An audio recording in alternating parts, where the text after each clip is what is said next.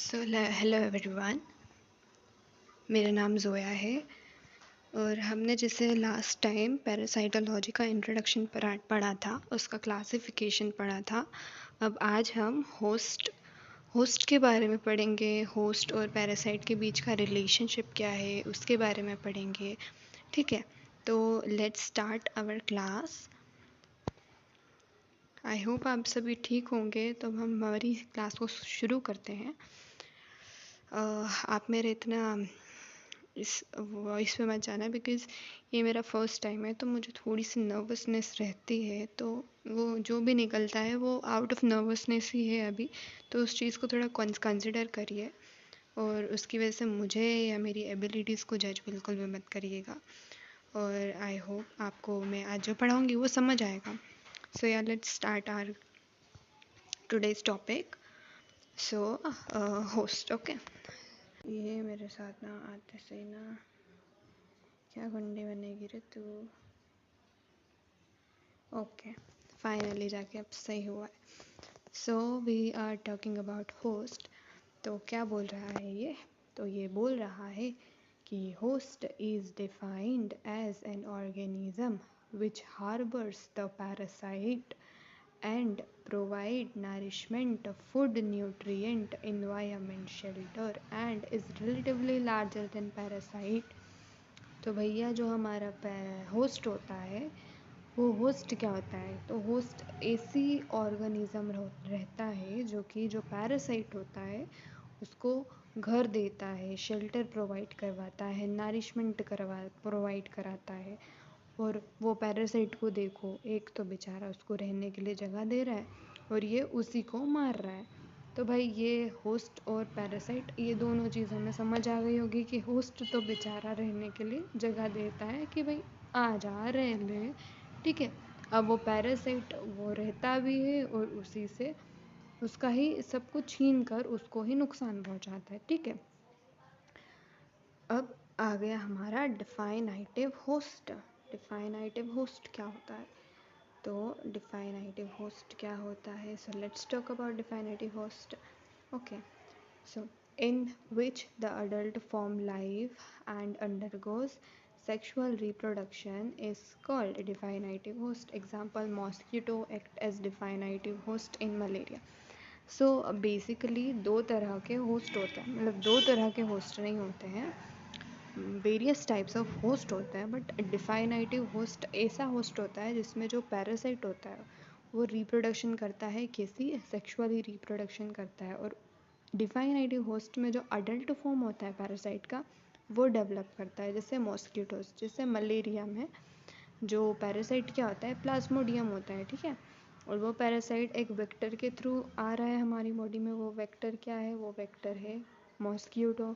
तो ये मॉस्किटो की बॉडी में जो प्लाज्मोडियम है, वो जो हमारा मॉस्किटो है वो डिफाइनेटिव होस्ट है, क्योंकि जो प्लाज्मोडियम पैरासाइट है वो उसके अंदर सेक्सुअली रिप्रोडक्शन कर रहा है। Okay, now second is intermediate host, in which the parasite undergoes asexual reproduction or larval is called the intermediate host। ऐसा होस्ट जिसमें जो हमारा पैरासाइट है, हमारा नहीं सिर्फ पैरासाइट है, वो एसेक्सुअल रिप्रोडक्शन करता है, ठीक है, वो इंटरमीडिएट होस्ट होते हैं। Example, man act as intermediate host in malaria. जैसे कि मलेरिया में जो मेन है, जो ह्यूमन है, वो इंटरमीडिएट होस्ट की तरह एक्ट करता है। सम पैरासाइट रिक्वायर टू होस्ट, ठीक है। कुछ पैरासाइट को ना दो होस्ट की ज़रूरत पड़ती है, जैसे कि फेशिया कोला हेपेटिका में एम्फीबियन स्नेल और एक्वेटिक प्लांट्स, ये दो होस्ट लगते हैं। ये हम आगे जब पढ़ेंगे ये पैरासाइट के बारे में, तब हम पढ़ेंगे, ठीक है। अब इतना ही बस समझ लो। So reservoir host, in an endemic area, a parasitic infection is continuously kept up by the presence of host which harbors the parasite and act as an important source of infection to other susceptible host। अब क्या होता है, जैसे हम कोविड-19 का example ले सकते हैं। उसमें क्या हो रहा था कि मैं इन्फेक्टेड हूँ, मुझसे किसी और पर्सन में इन्फेक्शन जा रहा है, ठीक है। तो ऐसे जो ट्रांसमिट कर रहा है ना, वो रिजर्वायर होस्ट होता है। जैसे कि मुझे कोविड-19 है, ठीक है। अब मैं कहीं बाहर निकल के जा रही हूँ, अब मेरे थ्रू किसी और को इन्फेक्शन कॉज हो रहा है, तो मैं क्या हूँ? मैं हूँ रिजर्वायर होस्ट, जो अपने अंदर पैरासाइट लेकर घूम रही है और दूसरों को स्प्रेड कर रही है। ओके, आई होप आपको समझ में आया होगा। Example, cat is reservoir host of toxoplasma gondii. I will explain you it when we will learn about toxoplasma gondii. Okay, now अभी आपको सिर्फ इतना ही जानना है। आपको एग्जाम्पल्स जब हम इन पैरासाइट्स के बारे में पढ़ेंगे तब आपको क्लियर होते ही रहेंगे। अभी कुछ भी कन्फ्यूज़न मत रखना, अभी आप सिर्फ डेफिनेशंस पर ध्यान दीजिए। ओके,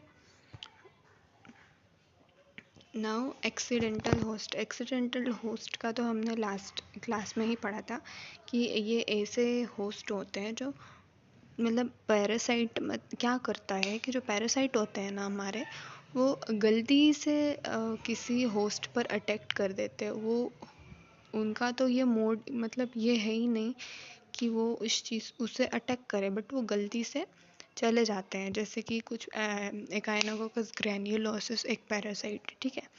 तो वो इन्फेक्ट किसे करता है? वो डॉग को इन्फेक्ट करता है। बट क्या होता है, उस लाइफ साइकिल के बीच में गलती से इंसान आ जाता है, ह्यूमन आ जाता है, तो वो गलती से ह्यूमन को इन्फेक्ट कर देता है। तो वो जो होस्ट है वो जो ह्यूमन है वो एक्सीडेंटल होस्ट है। Okay, so this now paratenic host, in which larval stage of parasite remain viable but does not develop further, but host transmit the infection to another host. Example, fish for plesiocercoid larva of D. latum. Okay, ये भी वही है कि इसमें जो larval form होता है हमारे जैसे कि किसी भी होस्ट के अंदर, जैसे कि फ़िश है, ठीक है।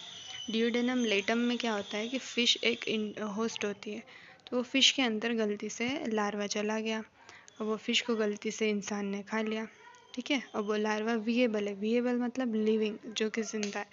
तो वो फ़िश के अंदर वो विएबल लार्वा था, अब वो किसी इंसान ने खा लिया, इंजेस्ट कर लिया, तो अब उसको वो इन्फेक्शन हो जाएगा, ठीक है। तो ऐसे होस्ट को बोलते हैं paratenic host.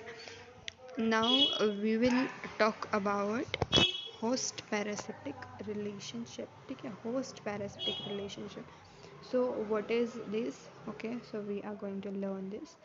So now symbiosis. What is symbiosis?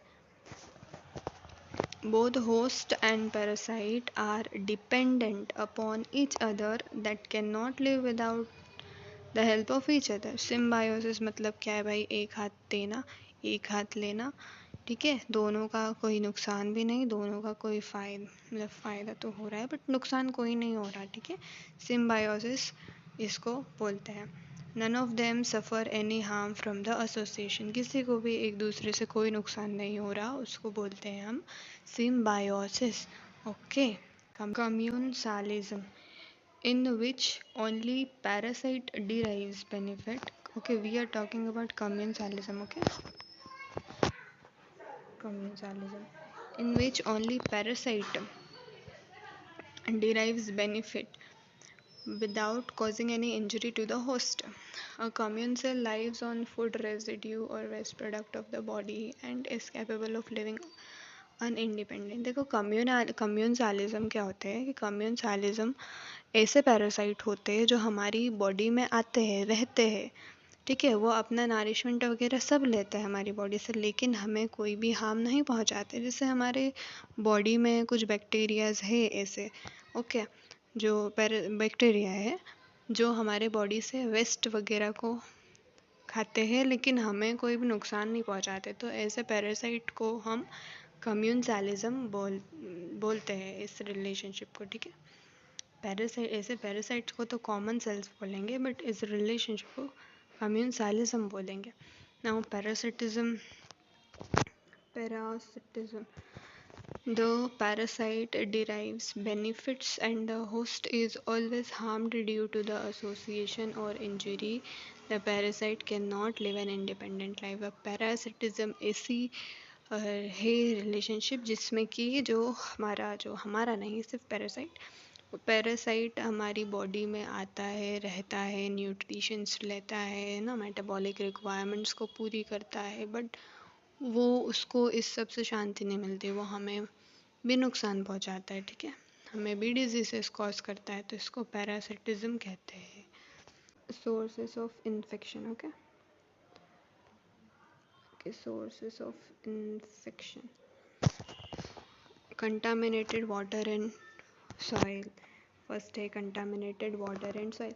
Ingested soil contaminated with embryonated egg, जैसे कि कोई सॉइल पड़ी है, सॉइल में कोई भी लार्वा पड़ा है या कोई भी कंटामिनेटेड एग है जिसमें लार्वा है, एम्ब्रायोनेटेड एग है, और अगर वो गलती से किसी भी ह्यूमन में इंजेस्ट कर लिया, ठीक है, पानी के थ्रू या सॉइल के थ्रू या फूड के थ्रू, तो वो हमें इन्फेक्शन कॉज हो जाएगा उसके थ्रू। एग्जाम्पल इसके राउंड वॉर्म है, विप वॉर्म है। Okay, now infected larva in soil में पेनिट्रेट स्किन। कुछ लार्वा ऐसे होते हैं सॉइल में पड़े हुए जो कि स्किन को पेनिट्रेट करते हैं, जो कि स्किन के अंदर चले जाते हैं पेनिट्रेशन करके। एग्जाम्पल है हुक वॉर्म, है ना।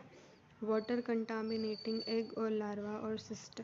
वाटर में कोई लार्वा है या कोई सिस्ट है, गलती से उस कंटामिनेटेड सिस्ट पानी को हमने पी लिया तो हमें इन्फेक्शन हो जाएगा। एग्जाम्पल इसका है जियार्डिया लैम्ब्लिया।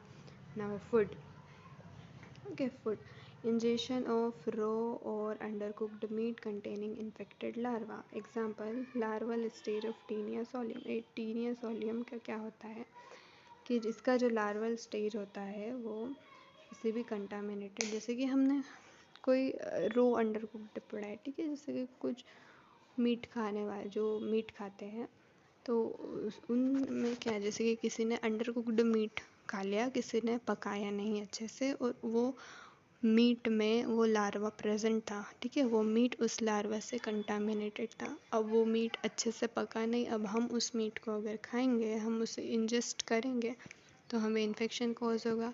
इसलिए हमेशा कुछ भी खाते हो आप, वेजिटेबल्स खाते हो तो वॉश करके खाओ, पानी पी रहे हो तो साफ़ पानी पियो, ओके, मीट खा रहे हो तो कुक करके खाओ, और हर चीज़ को अच्छे से कुक करके खाओ, ओके। ये vectors, it is an agent that transmit infection, okay. Vectors के एग्जांपल क्या है, वेक्टर्स में मॉस्किटो आता है, सेंड फ्लाई आता है, सी फ्लाई आता है, रेडियोइड बग आता है, ठीक है।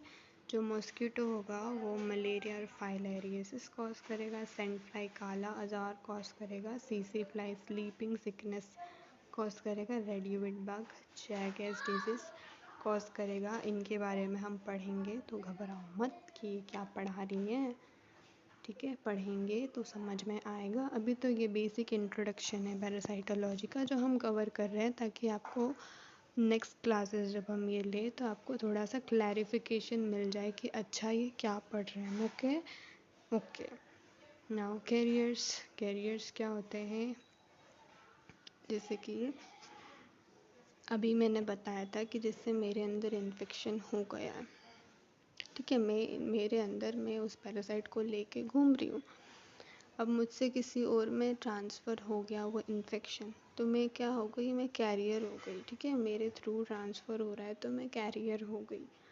Person infected with parasite without clinical और subclinical disease but transmit parasite to other, जैसे कि कैट होती है इन टॉक्सोप्लाज्मा गोंडी, उस कैट के अंदर वो पैरासाइट होता है लेकिन उस कैट को कोई अफेक्ट नहीं करता वो, बट वो केट क्या होती है, वो केट से ह्यूमंस में ट्रांसफ़र हो जाता है वो ठीक है, तो वो जो केट है वो केट है carrier. Now self auto infection कैसे होता है मैम, ये सेल्फ ऑटो इन्फेक्शन कैसे होता है, तो सेल्फ ऑटो इन्फेक्शन ऐसे होता है जैसे हम जैसे छोटे बच्चे होते हैं मोस्टली कहीं रूरल एरियाज़ में, या पहले के ज़माने में, अब तो फिर भी बहुत ज़्यादा डेवलपमेंट आई है, सबके घर पे वॉशरूम है, ठीक है, पर पहले के ज़माने में क्या होता था, या अभी भी कहीं कुछ एरियाज़ में तो ऐसा होता ही होगा कि जो छोटे बच्चे होते हैं वो बाहर वॉशरूम जाते हैं, ठीक है, अब क्या होगा कि जैसे बच्चे हैं, बच्चों ने हेल्दी कुछ भी मतलब वो कंटामिनेट, वो जो फीसेस वगैरह थी जो भी कंटामिनेटेड किसी लार्वा या एग से थी, अब वो उनके फिंगर में आ गई, उनके नेल में आ गई। अब उन्होंने गलती से उस फिंगर को अपने मुंह में डाला, ठीक है। तब क्या हुआ, अब वो जो फिंगर में जो लार्वा या एग प्रेजेंट था वो उन्होंने इंजेस्ट कर लिया। तो क्या हुआ, यहाँ पे उन्होंने खुद को इन्फेक्ट कर लिया। तो ऐसे इन्फेक्शन को हम सेल्फ ऑटो इन्फेक्शन कहते हैं, जिसमें हम खुद ही अपने आप को इन्फेक्शन कॉज करवाते हैं, ठीक है। तो क्या लिखा है यहाँ पर, finger to mouth transmission, example pinworm, internal reinfection strongyloids, okay. Now mode of transmission, okay. Mode of